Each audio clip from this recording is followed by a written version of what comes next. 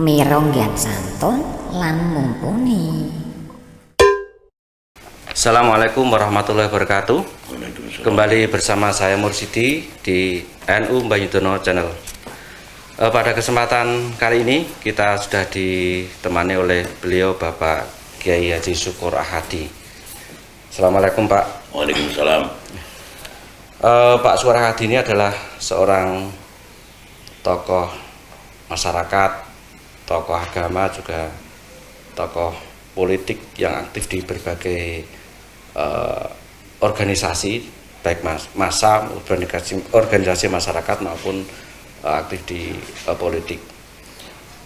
Terima kasih sudah menyempatkan waktu untuk bersama kami di channel Banyudono Online ini. Pak Syukur ini adalah seorang anggota DPRD Kabupaten Magelang. Ini di komisi napa nggih Pak nggih? Komisi 4.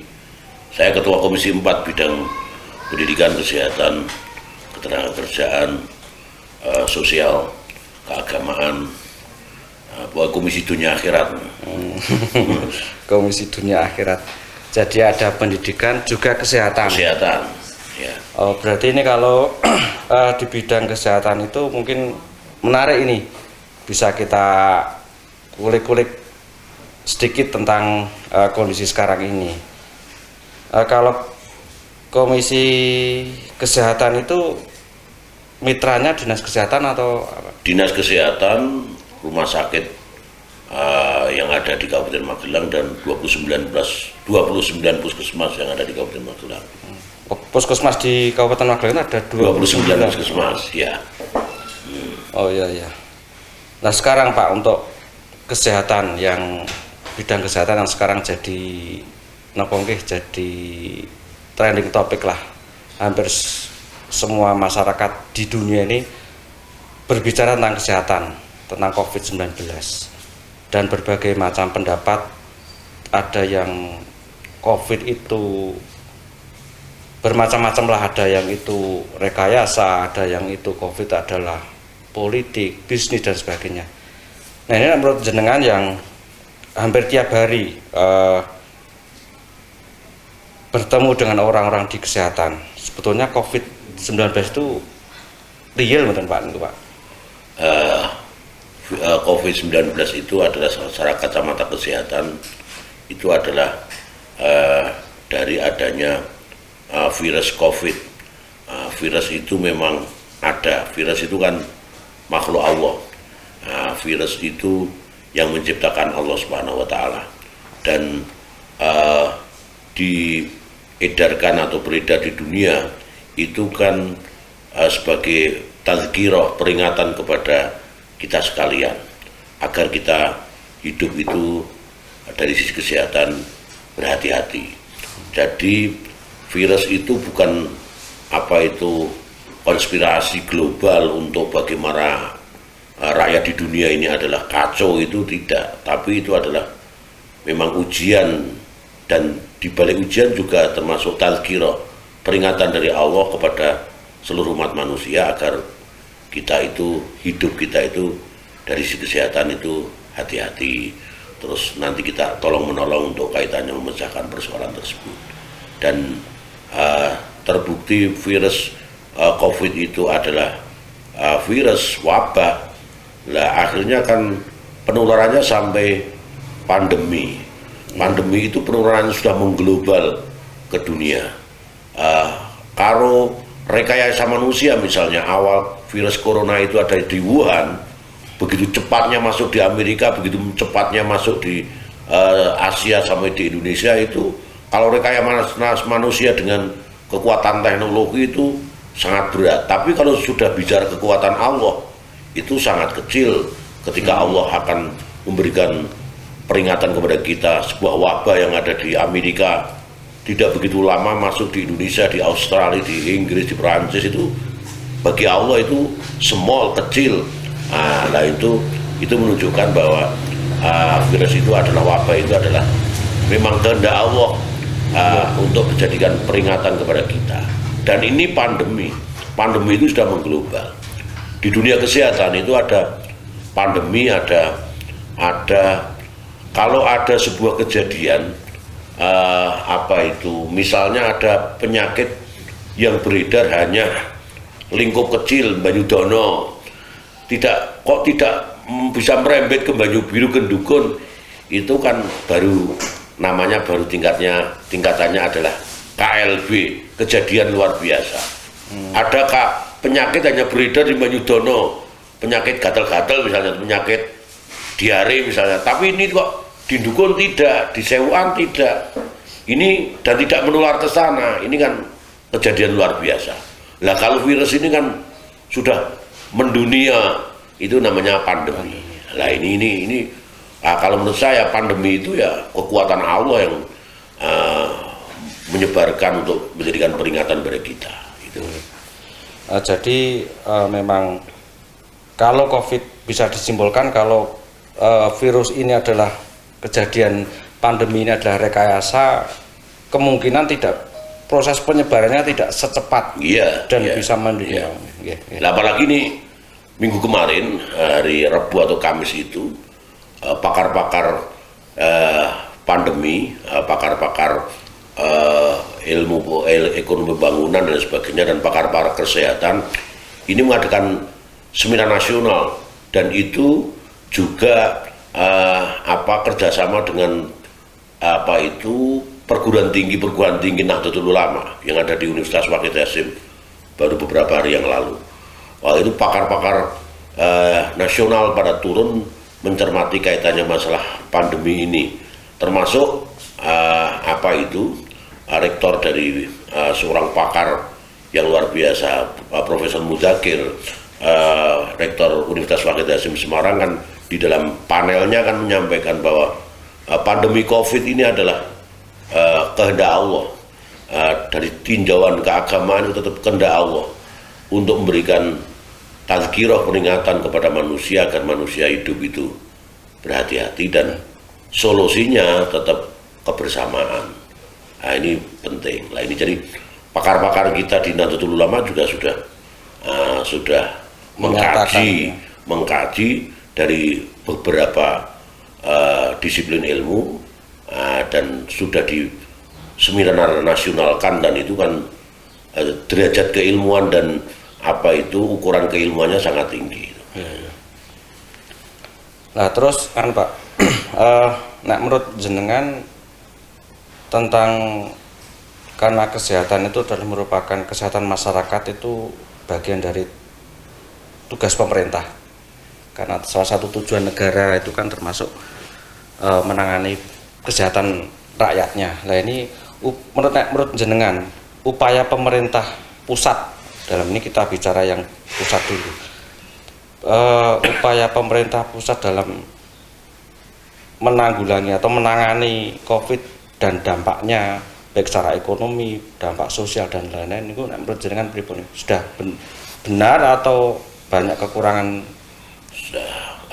Penanganan ini bicara tentang kesehatan ini dalam pembangunan adalah termasuk urusan wajib. Urusan wajib pemerintah untuk menangani rakyat itu, pemerintah itu punya kewajiban menangani rakyat itu. Yang paling wajib itu kan tiga persoalan. Satu, urusan pendidikan.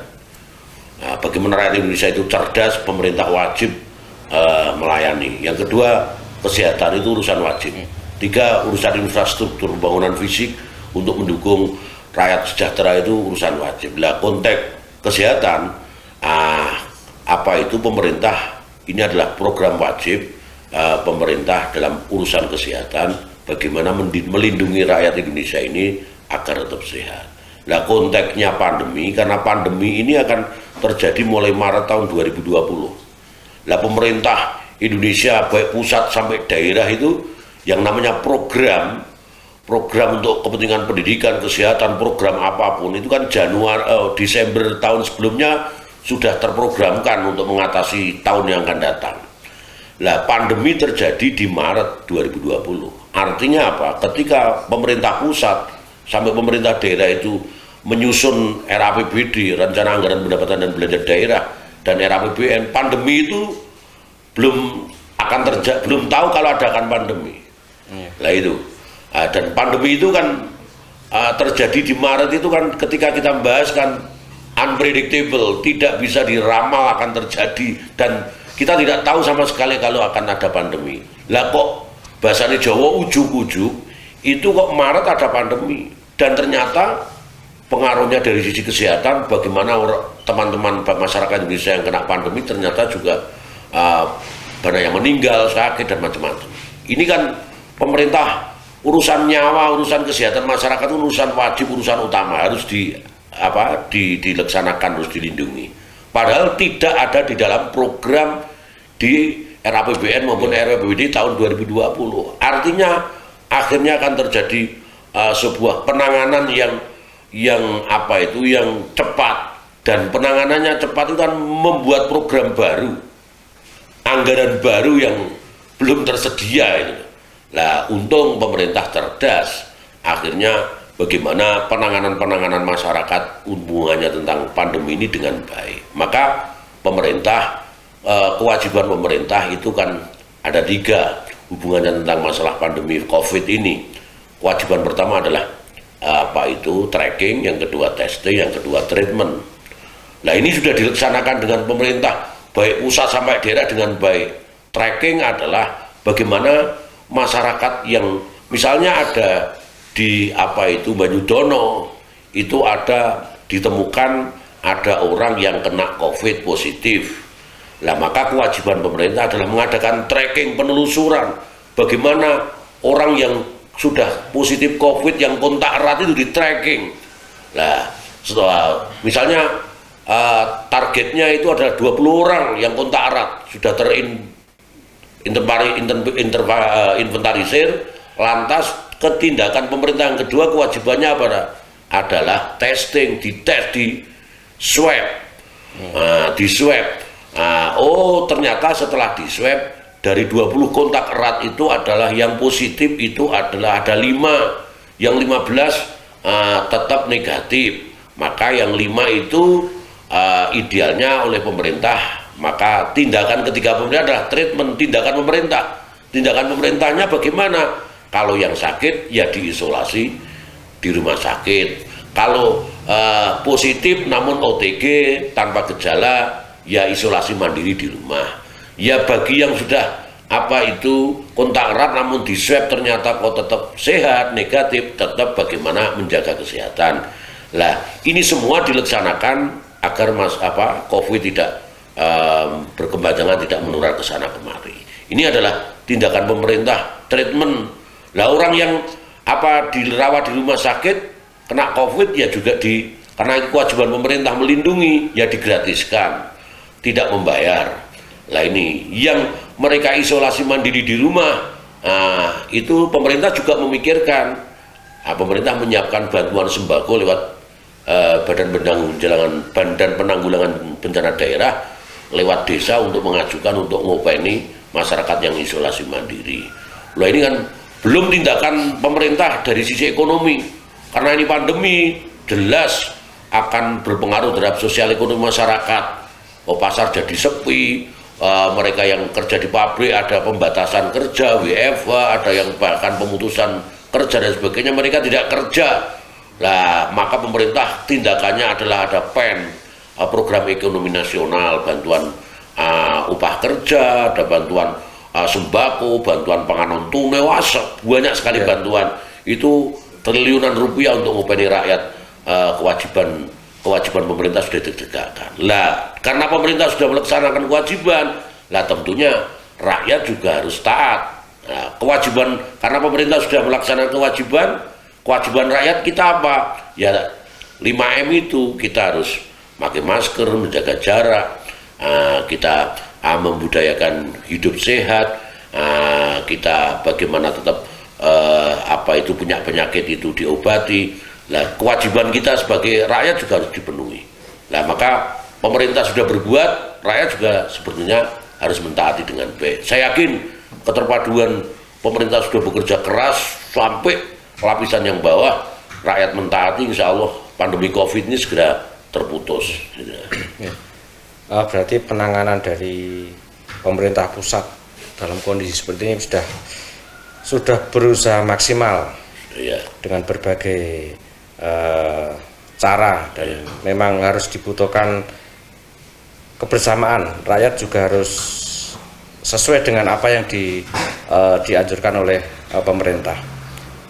Nah, kemudian kalau jenengan selaku anggota DPRD, terus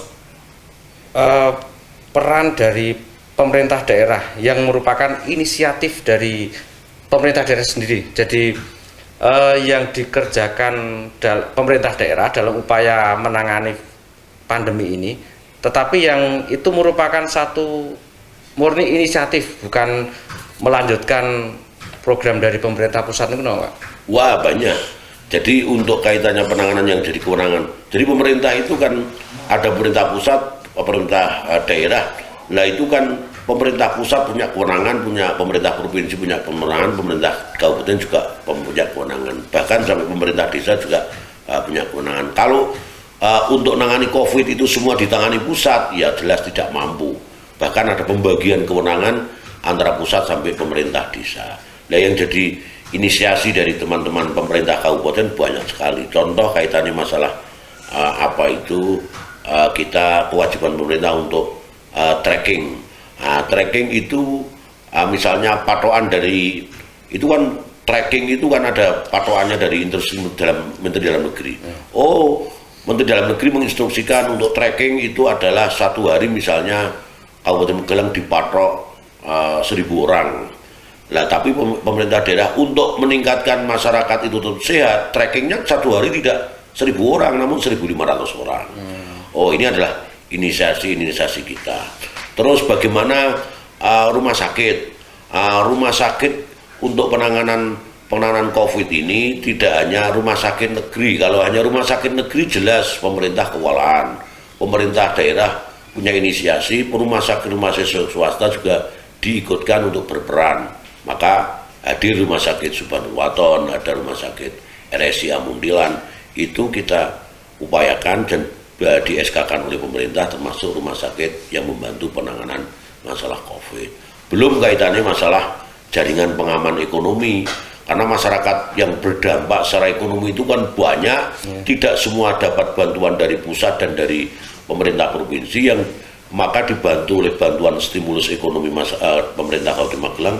Itu ribuan rakyat Kabupaten Magelang yang dibantu. Ini diantaranya adalah yang jadi kewajiban pemerintah kabupaten tetap ditaati dengan baik. Termasuk bagaimana penanganan masalah COVID yang ada di rumah sakit itu kan tidak semua dibiayai pemerintah pusat, ada yang dibiayai juga oleh pemerintah daerah. Termasuk vaksinasi itu kan vaksinnya memang betul dari pemerintah pusat, namun vaksinatornya, operasionalnya itu kan dari pemerintah daerah. Nah ini kan artinya apapun yang diamanatkan oleh pemerintah pusat di pemerintah daerah, saya dan teman-teman di Komisi 4 bekerja maksimal. Bahkan hampir setiap minggu kita evaluasi, rapat dengan Dinas Kesehatan untuk mengevaluasi kaitannya masalah perjalanan COVID, penanganannya di Kabupaten Magelang. Ya tadi nyinggung tentang vaksinasi. Ini kan vaksinasi merupakan salah satu upaya untuk menangani keluar dari pandemi ini. Nah, vaksinasi itu kalau di masyarakat itu beredar isu yang beragam lah. Ada yang percaya, kalau COVID ada yang percaya, ada yang tidak. Kemudian vaksinasi juga ada yang tidak mau divaksin karena ya takut, karena bahaya, kemudian semacam-macam lah. Nah ini sebenarnya pripun itu, Pak?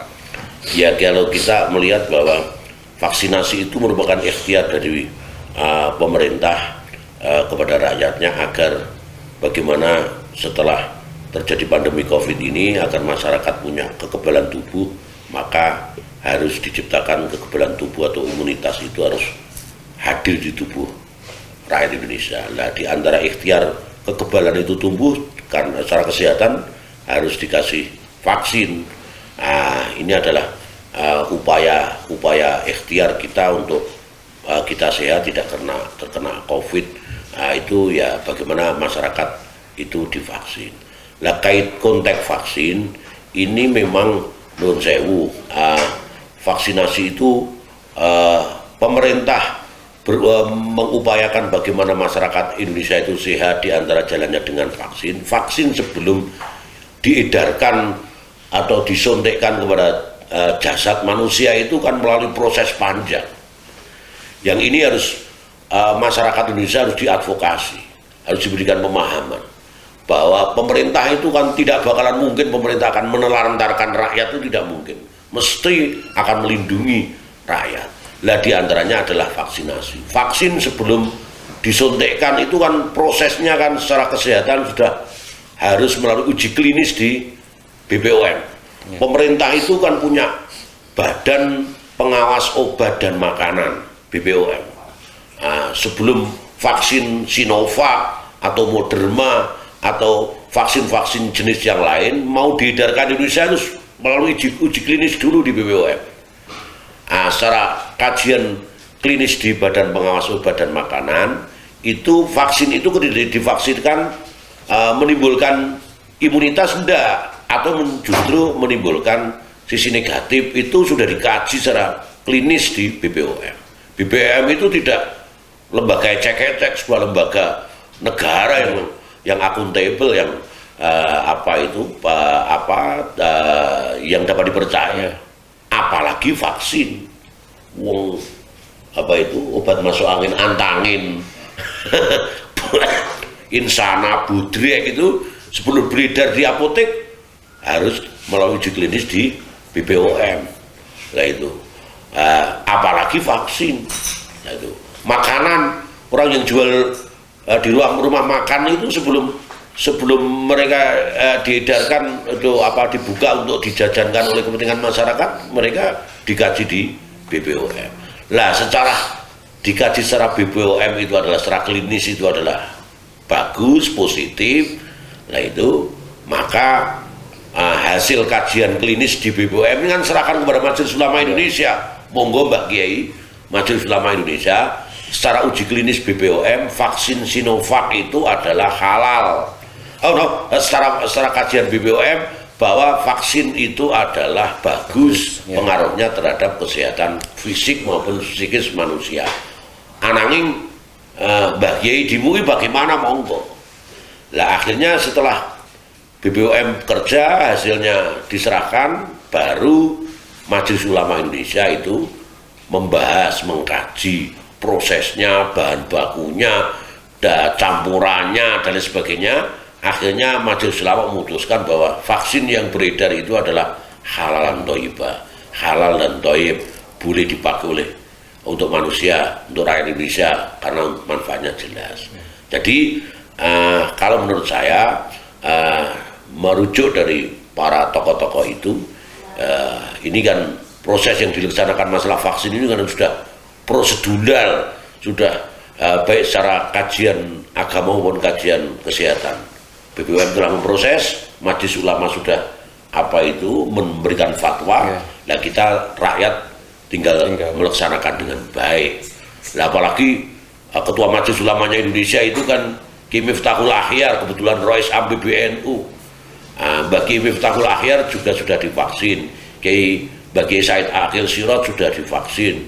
Mustasar PBNU Mbak Kiai Nurul Huda Jazuli sudah divaksin. Nah ini kan artinya kita sebagai rakyat tentunya tinggal merujuk.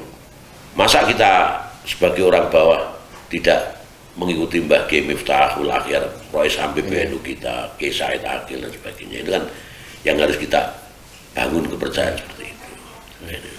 Oh berarti untuk vaksin itu memang sudah pemerintah juga sangat berhati-hati meskipun kondisi pandemi, tapi juga prosedur tahapan dalam mengeluarkan sebuah kebijakan terutama tentang vaksin juga tetap dipakai lewat BPOM, kemudian Majelis Ulama juga sudah tetap itu dianu. Nah kemudian Pak, dalam proses vaksinasi itu pemerintah mengapa tidak satu pintu lewat mungkin rumah sakit atau puskesmas lewat jalur dinas kesehatan, tapi lewat mungkin ada kepolisian melakukan vaksinasi, kemudian TNI juga, atau ada organisasi apa, nah itu mengapa tidak satu pintu lewat itu lewat jaringan Kementerian Kesehatan? Sebetulnya itu adalah satu pintu di bawah koordinasi Kementerian Kesehatan dari si koordinatif dan pelaporan. Hanya teknis pelaksanaan agar target dari Pak Presiden Jokowi itu adalah segera terbentuk herd immunity atau kesehatan komunal itu, maka teknis untuk pelaksanaan agar target sasaran vaksinasi satu hari sekian ribu orang itu kalau yang nangani hanya teman-teman dinas kesehatan tidak cukup itu. Kita hanya punya 29 puskesmas, kita hanya punya rumah sakit besar 2, rumah sakit kecil 2, dibantu teman-teman rumah sakit swasta. Ini maka untung alhamdulillah ada institusi vertikal seperti Polri, seperti TNI, ini membantu itu kan. Namun semuanya masih di dalam kerangka besar adalah koordinasi dari dinas kesehatan karena pelaporannya nasional dan itu akan mempercepat bagaimana rakyat Indonesia itu nanti tervaksin. Nah ini nanti kalau setelah September nanti vaksinnya sudah banyak, pemerintah memprogramkan satu hari 2 juta vaksin sasaran rakyat se-Indonesia ini, kalau tidak dibantu oleh banyak pihak tidak bakalan mungkin bisa terrealisir. Tapi yang kita harus husnudon, harus optimis bahwa pandemi ini karena kehendak Allah sebagai peringatan kepada kita, kalau kita diuji oleh Allah itu adalah kita sukses, artinya kita terus kesehatan tetap kita protokol kesehatan kita tegakkan, kerjasama, kebersamaan, kegotong royongan sama masyarakat ini kita pupuk, insya Allah, dan kita husnudon Allah itu segera akan mengganti wabah COVID ini dengan rahmat Allah yang tidak terukur. Ini kan kita harus optimis seperti itu. Kita bukti empirisnya jelas. Jakarta itu adalah kota besar metropolitan yang kemarin dari awal sampai Juli itu kan terparah se-Indonesia. Tapi hari ini Jakarta kan sudah zona hijau level 2. Lah karena apa? Karena masyarakat Jakarta sudah di atas 83% tervaksin. Artinya apa? Karena tervaksin terbentuk imunitas. Lah ini mereka tetap prokes, ya di swab, ya mereka tetap negatif karena sudah imunitasnya tinggi. Nah itu kita tarik di Jawa Tengah, Semarang itu terparah se-Jawa Tengah. Semarang Raya itu kan kota Semarang, Kabupaten Semarang, kota Solotigo, Kabupaten Kendal, Demak, Kudus itu kan Semarang Raya. Hari ini dengan Kabupaten Magelang malah lebih baik kota Semarang, lebih baik Kabupaten Kudus, Demak, Jeporo, karena status Semarang Raya sudah level 2. Nah ini kan luar biasa. Ya, artinya itu gua terparah itu toh. Jawa Tengah terparah, ternyata kota Semarang dan sekitarnya sudah level 2. Karena apa? Masyarakat kota Semarang sudah banyak di atas 75% yang tervaksin. Ini kan jadi menumbuhkan keyakinan, optimisme kepada kita. Ikhtiar pemerintah dengan rakyatnya itu ketika ditegakkan dengan baik, ternyata Allah akan merubah dengan kasih sayangnya COVID mereda dan namun dengan catatan ya tetap bagaimana protokol kesehatan tetap kita tegakkan. Nah, ini kan yang harus kita bangun pemahaman seperti itu. Jadi proses vaksinasi meskipun ada dari Polri, ada dari TNI atau ada lembaga yang lain itu tetap masih dalam koordinasi. Iya, terkoordinir dari satu kerangka koordinator besar Dinas Kementerian Kesehatan itu. Nah, itu. Untuk kondisi di Kabupaten Magelang ini kan proses vaksinasi juga sudah berjalan, tapi belum prosentasenya masih kecil dibanding daerah yang lain. Yeah. Nah ini mungkin kan ada apa nggih, kalau dievaluasi kondisi di Magelang sendiri setelah ada vaksinasi baru berapa persen ini pengaruhnya signifikan betul Pak? Pengaruh pasca vaksinasi di pemerintah di daerah Kabupaten Magelang sangat signifikan. Terbukti misalnya kita ambil saja sampel di bulan Agustus, September, ketika kita awal PPKM di bulan Juli, itu kasus harian terkonfirmasi positif harian itu Kabupaten Magelang kan tinggi, pernah sampai 1.500, 400, 700 dan sebagainya. Karena ketika itu vaksinasinya belum masif. Lah seiring dengan PPKM jalan, namun kita vaksin jalan terus. Lah di era bulan Agustus kemarin, akhir Agustus, September kan ternyata level kita Magelang kan dari level 4 turun ke 3. Turun ke 3 1 minggu, naik lagi ke level 4. Lah kenapa? Ya sudah divaksin namun prokes tidak diindahkan. Dan alhamdulillah pasca 1 minggu naik ke level 4 turun lagi sampai hari ini kan level 3. Semoga pengumuman besok, Senin besok, kita turun ke level 2. Itu sudah menunjukkan bahwa pengaruh positif tumbuhnya sebuah kekebalan itu sudah terwujud di rakyat Kabupaten Magelang. Nah untuk kuota vaksin sendiri gimana Pak? Nah, kuota vaksin itu adalah kewenangan dari pemerintah pusat. Jadi mengapa yang prioritaskan kok Jakarta, Surabaya, Medan, Makassar, Semarang, Jogja, Solo dan sebagainya? Ya karena kota-kota besar itu penularannya begitu tinggi karena mobilitas rakyat terlalu tinggi. Nah maka itu diprioritaskan. Nah tentunya setelah selesai kota-kota besar, pemerintah pusat punya kebijakan segera untuk bagaimana mengatasi masyarakat pemerintah daerah yang di bawah kota-kota besar itu mobilitasnya. Kita optimis setelah September ini nanti kita dapat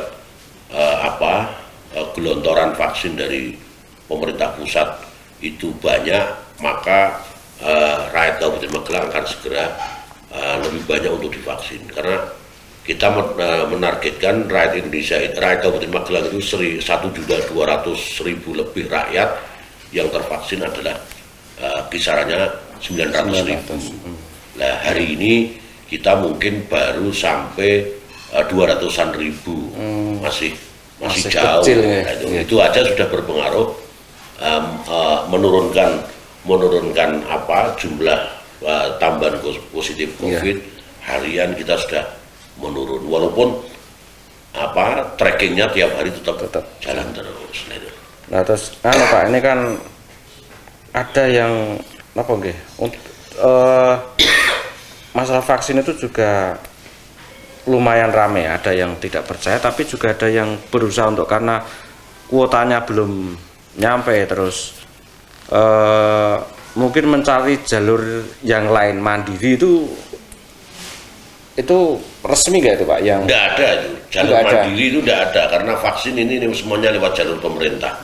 Jadi nggak ada yang jalur mandiri, semuanya lewat pemerintah agar terkoordinir bagus. Terus yang kedua untuk bagaimana masyarakat yang kurang percaya ini diharapkan NU, ormas-ormas yang lain, Muhammadiyah dan badan otonomnya juga bagaimana membantu agar kepercayaan masyarakat terhadap vaksin ini, kebijakan pemerintah itu benar-benar ditaati karena kita sudah merasakan hasilnya.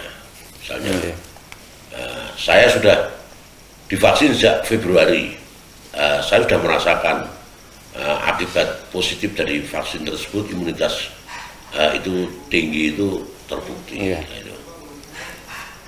Oh berarti untuk vaksin itu memang semua dari pemerintah dan itu gratis. Dari gratis. Berarti misalnya kalau ada yang menawarkan mungkin lewat online atau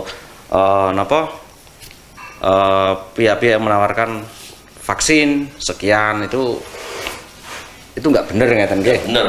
Iya, Karena ini sudah diprogramkan. Kemarin aja ada program untuk bagaimana vaksin gotong royong yang untuk karyawan-karyawan di perusahaan, ternyata juga Presiden membatalkan. Ya ini kan semuanya gratis, pemerintah bertanggung jawab untuk kepentingan rakyat tersebut. Nah.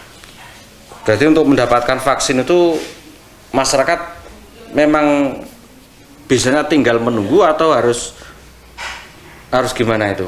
Ya kalau kondisi sekarang ini kan pemerintah sedang berupaya semaksimal mungkin seiring dengan sekolah-sekolah di daerah yang level 3 itu boleh tatap muka terbatas, maka mempersyaratkan guru harus tervaksin dan tenaga di pendidikan, satuan pendidikan harus tervaksin. Maka kita prioritaskan sekarang untuk menuntaskan vaksinasi untuk guru dan tenaga kependidikan di sekolah-sekolah.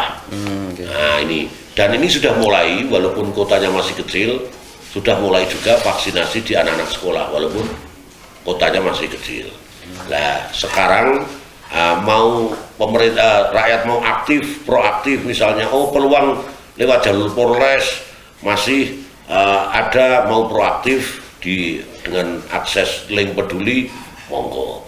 Di rumah sakit yang kebetulan ada kerjasama dengan Polri, mau proaktif di Subhanul Waton, di Merah Putih, di Muntilan, di RSIA, monggo.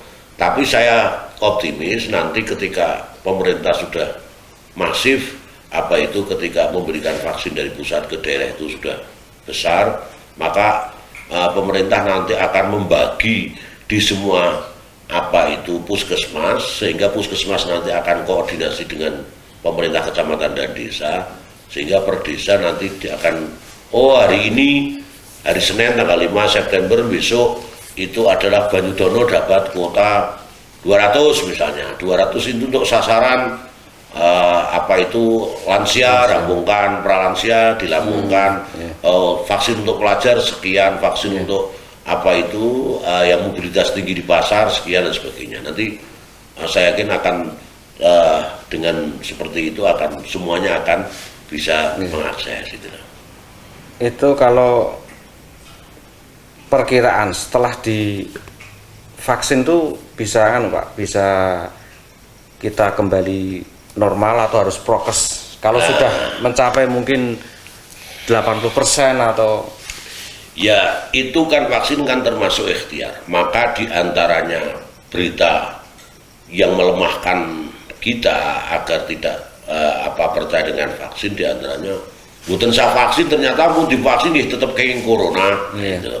Nah itu kan sebetulnya advokasi kita kepada masyarakat, vaksin itu adalah merupakan ikhtiar agar kita sehat, walaupun kita sudah divaksin, vaksin 1 dan vaksin 2, kita tetap prokes tetap ditegakkan. Nah sehingga sehingga nanti kita tetap sehat dan tidak kena virus lagi. Karena nun sewu, imunitas kita sudah tinggi, namun mungkin kita sedang masuk angin atau meriang atau kita tidak prokes, ya nanti itu yang menjadikan sudah tervaksin namun ternyata masih kena. Namun walaupun kena, yang sudah tervaksin itu ternyata kan 3 hari sembuh, 5 hari sembuh.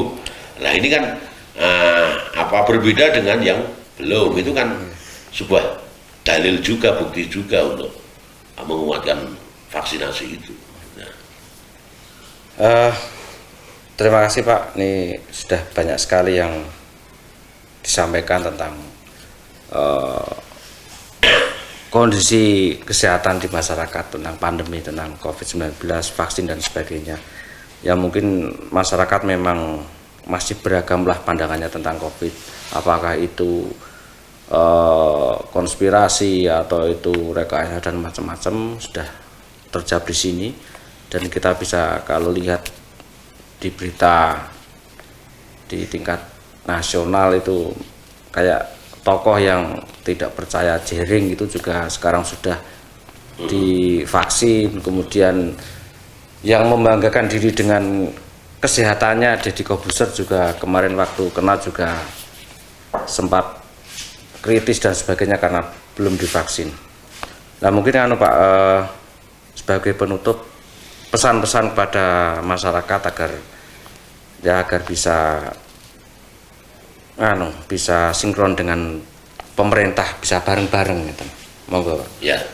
Ya pesan kami, saya mengingatkan bahwa tujuan hidup itu menurut perintah Al-Quran kan kita diharapkan untuk fid dunya hasanah wa fil akhirati hasanah wa qina adzabannar. Kita harus diperintahkan oleh Allah untuk bisa meraih tatanan kehidupan yang mulia di dunia, mulia di akhirat, dan kita masuk surga, tidak masuk di neraka. Itu kan tujuan hidup menurut Al-Quran. Maka tujuan hidup itu harus meresapi kita dan kita praktekkan kehidupan keseharian. Kita mulia di dunia itu kan diantaranya kan kita sehat jasmani dan rohani. Karena dengan sehat jasmani dan rohani ibadah kita bisa khusyuk, kerja kita bisa lebih maksimal dan sebagainya. Itu yang harus kita resapi bareng-bareng. Dan ingat bahwa kita mau masuk di surga itu, ya kita akan hidupnya di Indonesia. Negara Indonesia ini yang mengantarkan kita ke surga atau ke neraka. Maka tentunya di Indonesia mari kita ciptakan kesehatan fisik, kesehatan fisik, kesehatan psikis, kesehatan masyarakat, sehingga menciptakan kondisi kita untuk mampu beribadah dan bekerja dengan baik. Terus yang terakhir, seiring dengan pandemi ini, agar pandemi ini karena kita kembali kepada para pakar-pakar dan ulama-ulama kita, ini adalah tazkirah, peringatan dari Allah. Ya, pemerintah sudah mengambil beberapa kebijakan untuk melindungi rakyatnya, ya kita taati. Presiden saben hari ini kita pantau memerintahkan kepada kita, rakyat harus mentaati pemerintah untuk segera ikut vaksin ketika ada undangan dari pemerintah, ya kita taati. Karena perintah agama kita kan jelas, atiullaha wa atiur rasul wa ulil amri minkum. Kita dimohon untuk taat kepada Allah, taat kepada Rasul, dan taat kepada pemimpin. Pemimpin kita kan ada dua, pemimpin masyarakat ya ulama, pemimpin pemerintahan ya negara itu presiden sampai Pak Lurah itu. Nah, apapun yang jadi keputusan ulama-ulama kita, kita taati. Keputusan pemerintah, sepanjang keputusan pemerintah itu, perintah pemerintah itu bagus untuk kepentingan rakyatnya, ya harus kita taati. Apalagi Kanjeng Nabi ngendika, nah itu, man ato'ani faqad ato'allah. Barang siapa yang mentaati aku Nabi, berarti orang itu taat kepada Allah. Waman asani faqad asallah.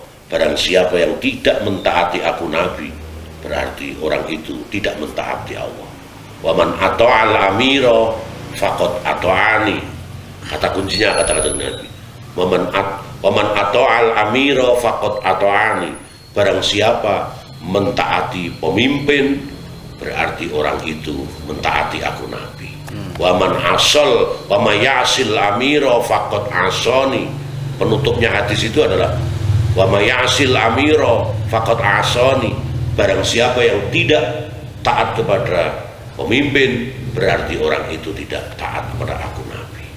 Tentunya perintah Allah dan perintah Nabi itu jadi spirit kita untuk kita mentaati keputusan-keputusan pemerintah yang baik ini demi kesehatan kita. Kalau kita sehat, kita akan bisa beribadah dengan baik untuk meraih cita-cita luhur seperti yang dikersaki Allah. Dunia dan akhirat kita mulia. Terima kasih. Ya.